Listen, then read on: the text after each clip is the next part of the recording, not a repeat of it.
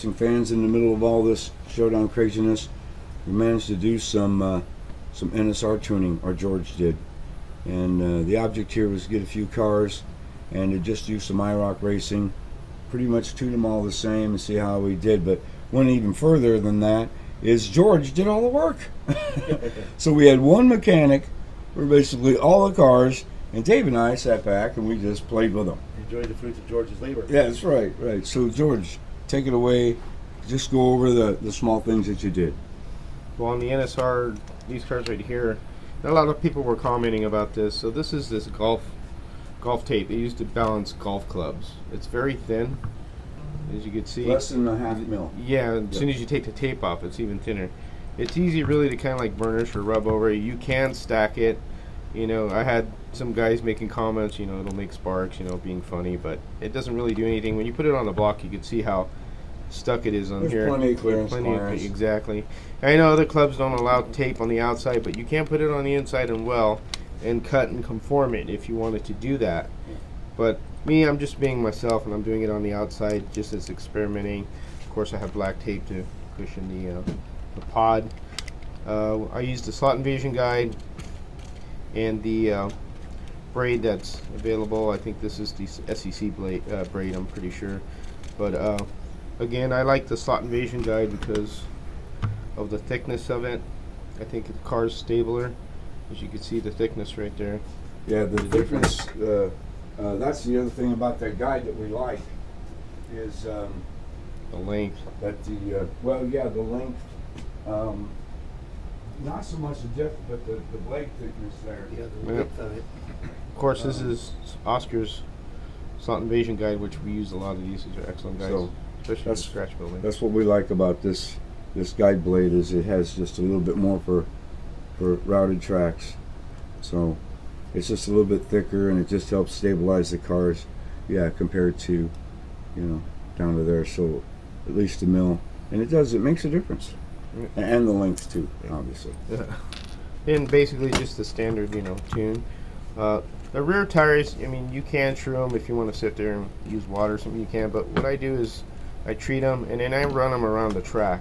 That's like about a good 200-300 laps right there. And they do self-true themselves. Now the front tires I did true on the truer because they're harder and they're easier to true. NSR front tires are super easy to true. You don't have to worry about burning them up, and they come out fine, and you can do what you want if you want to put floor shine or whatnot. But these cars are equally weighted from each other. They're 80 grams. I think they come, 72 grams, so I put 8 grams of tape. But I put it all around the car, even on the inside I believe I put weight, just to make it more stable because they're bigger cars. Depending on your car and your track, how each one's going to react. I don't really get each individual piece and start going, whoa, this weighs this much, and then I'm going to add this. I don't do that. I put it on and I see how the car reacts. I see how the car drives. That's why I determine if I need weight here and there. And with this NSR, I put it back here, and then there's some in here and in the nose. So it's, it just depends how you do it. The F1s doesn't take a lot. Yeah. Just for an example, we'll bring this over here, and so just for an example, a couple of 2-inch sections. So compared to the amount, just a little bit of amount, just a slight amount, but One's touching the scale. There you go. Maybe it's not even registering. It's here, let me bring that down to 0.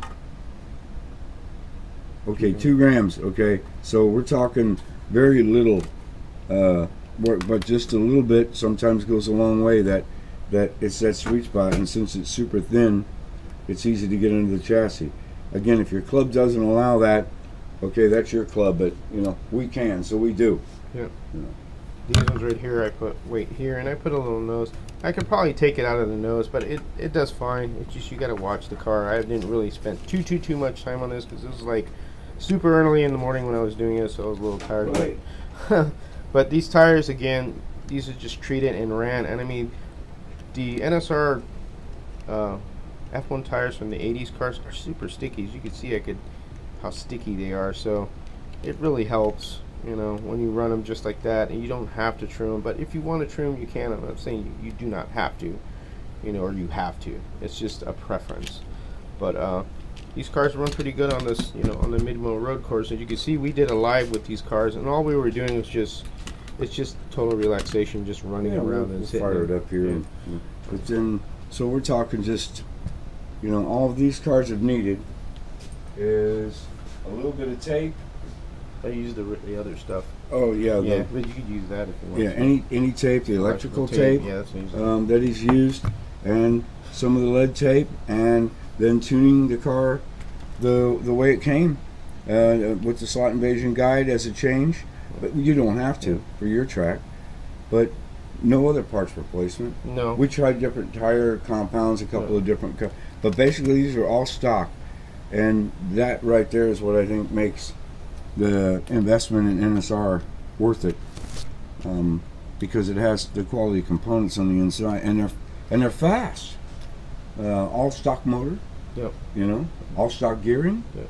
No need to change it on our track. Nope. Then the most critical part I always do is adjust the front axle. I like That's to put right. 2 Krub screws in between them, to get them completely level so they're not going up and down, and you just get them to spin nicely. I usually put a little bit of play on the front to allow it to negotiate the turns depending on if you have a road course or whatnot. But again, you tune for your track, and you tune how you see the car react and where you're racing. As you can see, I put this all over, but it runs really good. On the oval it does well, and then on this road course they're just really a pleasure to drive, and they're a lot of fun. So. And the hippie Porsches, the history of the hippie. If you look these up, some of these are historic, actual cars.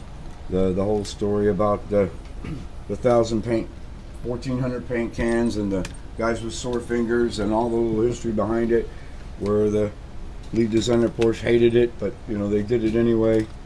From the historic like this, that yes, it's fictional. We talked about that before. NSR doesn't hide that. They're not trying to say this is the real deal. It's a historic library, so it's just a dedication to it. And these Martini cars the same way, just great for the environment that we wanted to do with some IROC racing. So I think that in that regard, everything went well, right? Yep. Or at least I think so.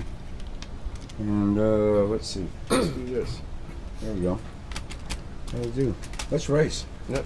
Let's pull the trigger. And we'll share with these guys the fun and what we're doing. Yeah. This came out really well. George, you want the middle? Yeah. I'll just bring it out here for a little. Just a little. Of course I am. That's okay. We all crash. Some of them have. There we go. Yeah, this is it. All something I wanted to do before I got in. But George's been busy in the background tuning these cars. Just simple tuning.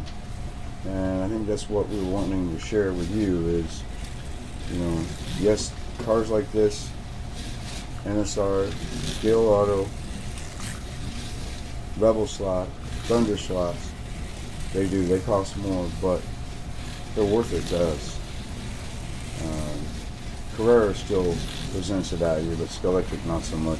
With their price increase and actually lower quality, it's just not worth it. These have spares, a whole catalog of spares. You go on sites like NSR and Scale Auto, Rebel slot, you can buy spares for the cars, and that's important for the racer.